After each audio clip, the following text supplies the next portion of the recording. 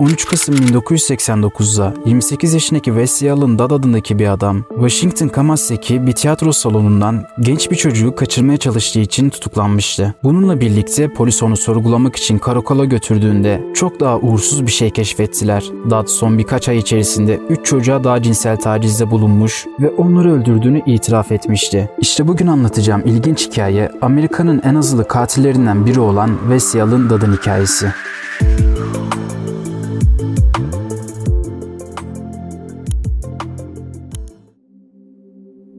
Wesley Allen Dodd 3 Temmuz 1961'de Washington eyaletinde doğmuş ve mutsuz bir evde 3 çocuğun en büyüğü olarak büyümüştü.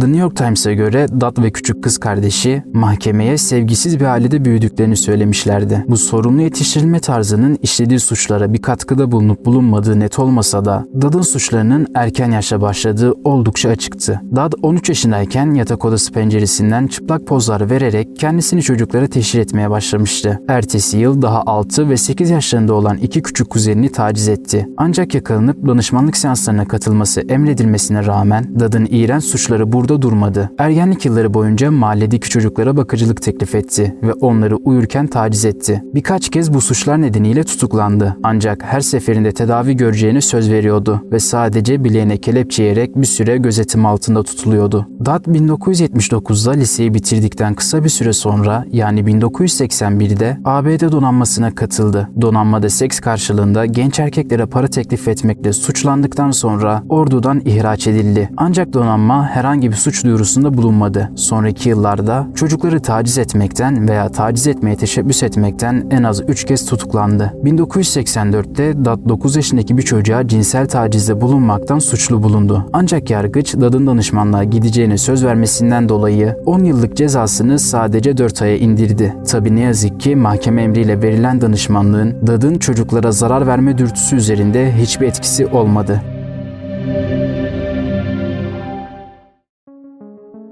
...1986'da Dodd Vancouver bölgesine geri dönmüştü. 13 Haziran 1987'de genç bir çocuğu boş bir binaya çekmeye çalıştığı için tutuklanmıştı. Kanunsuz olarak birini hapsetmeye teşebbüs ettiği için hüküm giymişti. Ancak Ekim ayında bir başka psikiyatrik tedavi emriyle tekrardan serbest bırakıldı. Dodd 1988 sonbaharında denetimli serbestliği sona erene kadar terapiye devam etse de denetimi sona erdiği an terapiyi derhal bıraktı ve avlanmaya geri dönerek kendisine yepyeni bir yol haritası belirlemeye başlamıştı. Wesley Allen Dodd aldığı kararla birlikte günlük yazıyordu. Günlükte hastalıklı hayallerini, planladığı tecavüz ve cinayet yöntemlerini, inşa etmeyi planladığı bir işkence masasının çizimlerini ve kurbanlarını elde etmesine yardımcı olması için şeytanla yaptığı özel bir anlaşmanın ayrıntılarını yazmıştı. Yani günlük tamamen şizofreni ve sosyopatça fikirlerden oluşan hastalıklı bir kitaba dönüşmüştü. Dodd daha sonra yetkililere şeytanla yaptığı pazarlık konusunda ciddi olmadığını söyleyecekti. Ancak günlükte bulunan yazıları aksini gösteriyordu. Dodd bir girişte şöyle yazmıştı: "Şimdi şeytandan bana sevişmek, emmek, oynamak, fotoğrafını çekmek, öldürmek ve keşif ameliyatını yapmak için 6 ile 10 yaşlarında bir erkek çocuk sağlamasını istedim." Yine başka bir sayfada benim aracılığımla Lucifer'ın yollarını öğrenebilecek ve Lucifer'a asistan olabilecek uyumlu çocuklar arayışını detaylandırıyordu. Wesley Allen Dodd'ın dini eğilimi ne olursa olsun 1989 yazının sonlarında aklında açıkça cinayet vardı.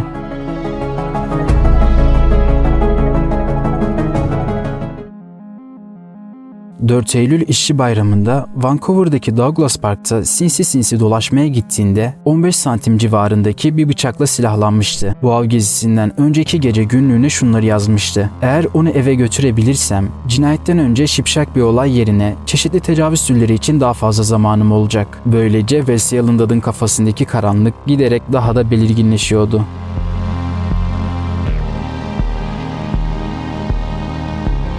Hemen ertesi akşam parktaki bir yol boyunca çalıların arasına saklandı ve bir kurban aradı. Tek başına yürüyen bir çocuk bulamasa da kısa süre sonra 11 yaşındaki Collier ve 10 yaşındaki erkek kardeşi William'ı gördü. Dodd onları ana yoldan çıkıp kendisini ormana kadar takip etmeleri için ikna etti ve orada onları ayakkabı bağcıklarıyla bağladı. Sonrasında cinsel tacizde bulunmaya başladı ve çocukları bıçaklayarak öldürdükten sonra kaçtı. 15 dakikadan kısa bir süre sonra genç bir yürüyüşçü çocukların cesetlerini bulmuştu.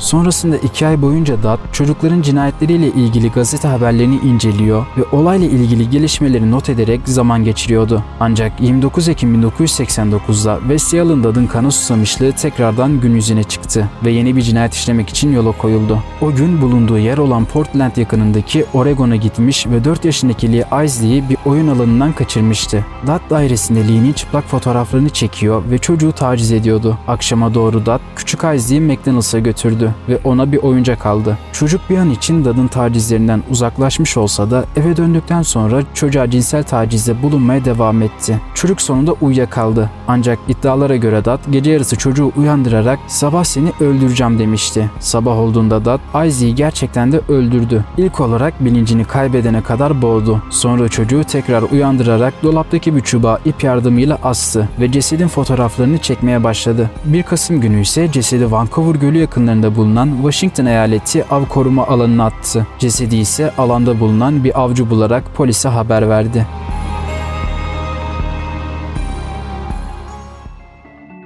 Wesley Allen Dad, Lee Isley'nin iç çamaşırını çektiği fotoğraflarla birlikte yatağının altındaki bir evrak çantasında saklamıştı. Isley'nin cesedi kısa sürede keşfedildikten sonra katilin bulunması için polis yardımıyla birlikte insanlar da soruşturmaya katılsa da katilin kimliğine dair bir sonuç ya da iz bulunamadı. Kimse Wesley Allen Dad'ın kimliğinden haberdar değildi ve bir daha denememiş olsaydı muhtemelen 3 cinayetten de paçayı kurtarabilirdi. Ancak Dad şimdiye kadar geri dönüşü olmayan bir noktaya ulaşmıştı. Cinayete meyilli dürtüleri onu tüm rasyonel kontrolünün ötesine itiyordu. 11 Kasım'da Vancouver tiyatrosundan genç bir çocuğu kaçırmaya çalıştı. Çocuk onun zorlamalarına direnince pes etti. 2 gün sonra yardım için şeytana başka bir ricada bulunduktan sonra şansını başka bir tiyatroda denemek için Washington Camus'a gitti. Dad tiyatroyu izlemek için orada değildi. Işıklar kararırken bir sonraki kurbanı için karanlık odayı taradı. 6 yaşındaki James Kirk'ü tuvalette tek başına yürürken görünce hemen onu takip etti. Dad tuvalette çocuğu kaldırarak omzunun üzerine attı ve binayı terk etmeye çalıştı. Ancak Kirk çığlık atıp Dad'a vurarak olay yerinde bulunan insanların dikkatini çekmeye başardı. Dad insanların kendisine odaklanmasıyla birlikte paniğe kapıldı ve Kirk'ü serbest bıraktı.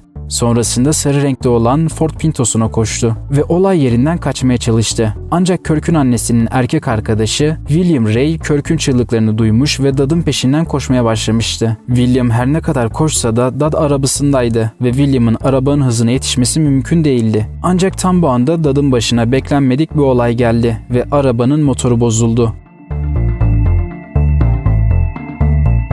Bu sayede William hız kesmeyerek koşmaya devam etti ve Wesley Allen Dad'ı arabasından çıkararak yumruklamaya başladı. William Ray daha sonra vereceği ifadede onu yumruklayarak boğazını tuttum. Gözaltına alınacağını ve polise gideceğimizi söyledim. Eğer kaçmaya çalışırsan boynunu kırarım dediğini ifade etmişti. William daha sonra Dad'ı yakalayarak tiyatro alanına doğru geri götürdü. Burada diğer tanıklarla birlikte polisin gelmesini beklerken Dad'ın kollarını bir kemerle bağladılar.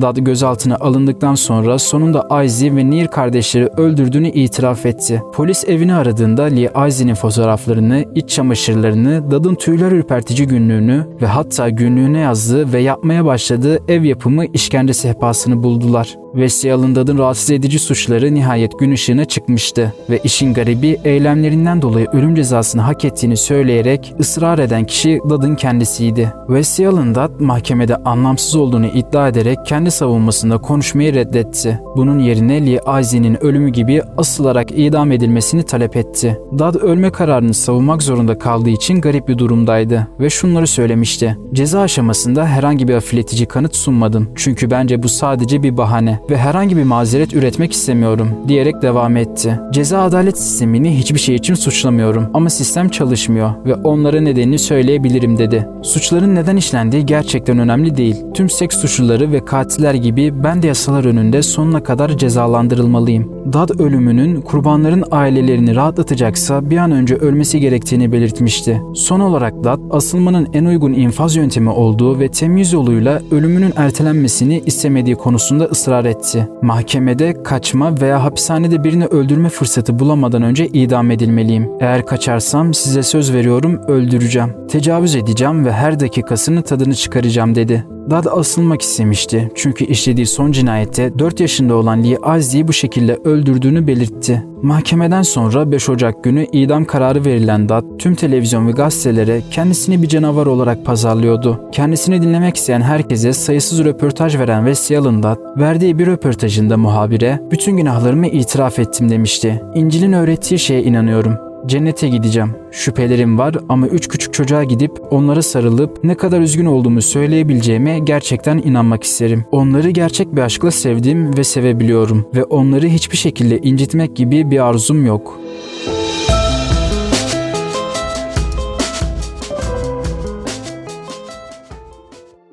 5 Ocak günü sonunda Dad'ın dileği yerine getirilmişti. Aslında 1965'ten bu yana Amerika Birleşik Devletleri'nde asılarak infaz edilme yöntemi kullanılmıyordu. Hatta teknik artık o kadar yabancıydı ki Dad'ı infaz edecek olan cellatlar 1880'lerde ordudan kalma olan bir el kitabını rehber olarak kullanmak zorunda kaldılar. Böylece 5 Ocak 1993 yılında 28 yıl sonra ilk defa dar ağacında infaz yöntemi kullanılarak Wesley Allen Dad'ın hayatına son verildi. İnfaz edilmeden önce Dad'ın son sözleri ise şunlar olmuştu. Kim olduğunu hatırlamıyorum ama biri bana cinsel suçluların durdurulmasının bir yolu olup olmadığını sormuştu. Ona hayır dedim. Umut ve barış yok. Ancak yanılmışım. Barış ve umut var ve ben her ikisini de Rab İsa Mesih'te buldum. Videoyu izlediğiniz için teşekkür ederim. Kanalıma abone olmayı ve videoyu beğenmeyi unutmayın. Sonraki videolarda ve hikayelerde görüşmek üzere. Kendinize iyi bakın.